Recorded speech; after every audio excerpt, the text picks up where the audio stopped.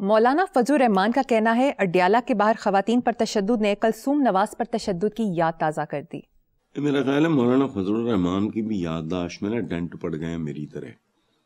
جہاں تک مجھے یاد پڑتا ہے، ممکن ہے میں ہی غلط ہوں چونکہ میری اپنا میموری کا پرابلم چل رہا ہے، لیکن جہاں تک مجھے یاد پڑتا ہے بیگم کلثوم نواز پہ کوئی تشدد وغیرہ ہرگز نہیں ہوا.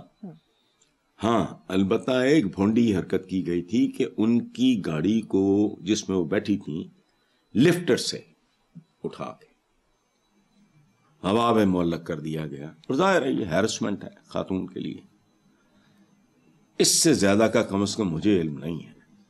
تو باقی ایک خاتون آپ کو کلثوم نواز کی جو ارد گرد باقی سارے ملک میں جو کچھ ہو رہا ہے، یہ ابھی وہ پتہ نہیں ڈاکٹر تھی کیا، میں نام بھول گیا اس کا، اس کا وہ سونا کسی نے کسی کے پاس رکھوایا تھا، انہوں نے اس کو جنگل شنگل میں دفنا دیا. اور یہ بعد میں ڈاکٹر وردہ حسن صاحب کیا، ہاں ڈاکٹر وردہ، ڈاکٹر وردہ کس کو کہتے ہیں پتہ ہے؟ گلاب کو.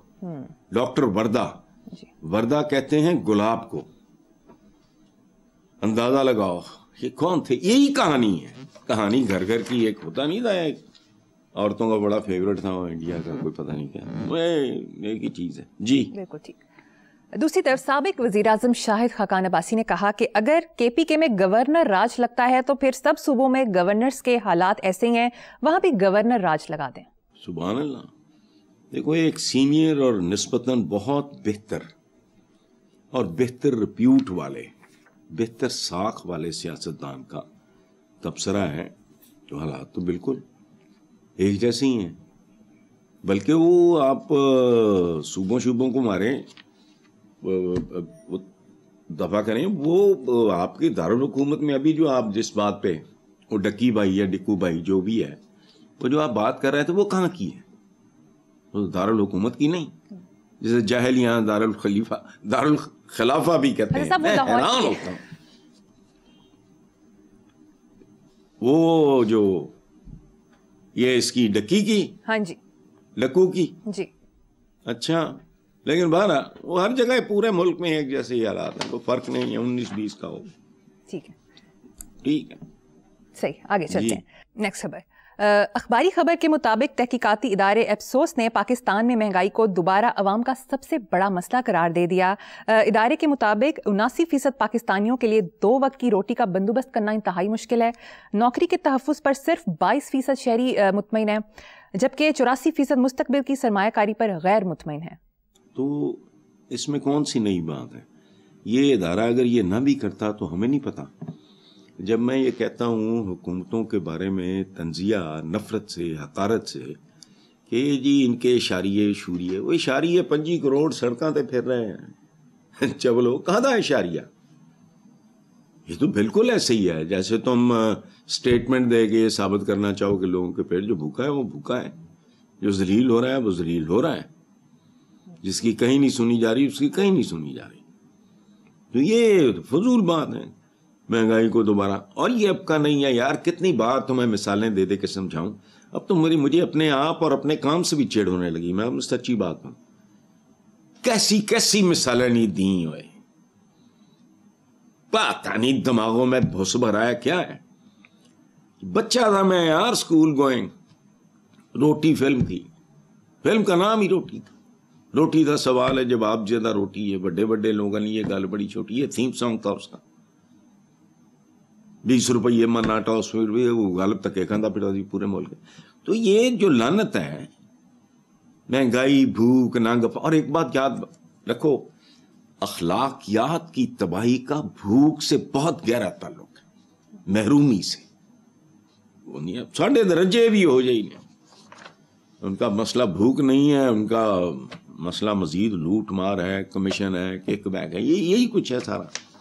مسلم لیگ نون کے رہنما خواجہ سعد رفیق نے کہا کہ سکہ بند سیاسی جماعتیں ایک دوسرے سے لڑتے لڑتے مقبولیت، جمہوریت اور انصاف کی طاقت کھو رہی ہیں، لیکن انہیں اس کی کوئی پرواہ نہیں.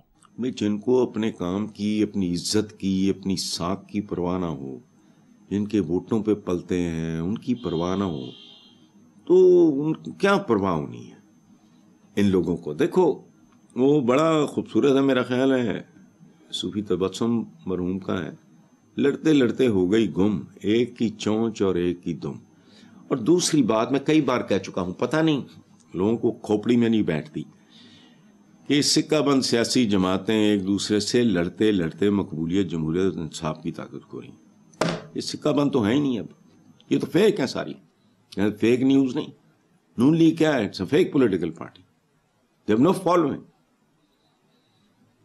یہی حال پیپلز پارٹی کا، چاروں صوبوں کی زنجیر. اس سے کمپیئر کرو نا ان دنوں سے، ان دنوں سے کمپیئر کرو، کہاں ہے پیپلز پارٹی؟ فیک نیوز کی ادھر، یہ بھی فیک پولیٹیکل پارٹیز ہیں. یہ کہنا ہے کہ طاقت کھو رہی ہیں، مقبولیت، جمہوریت اور انصاف کی طاقت، نہ ان میں سے کوئی مقبول ہے، نہ اس ملک میں جمہوریت ہے.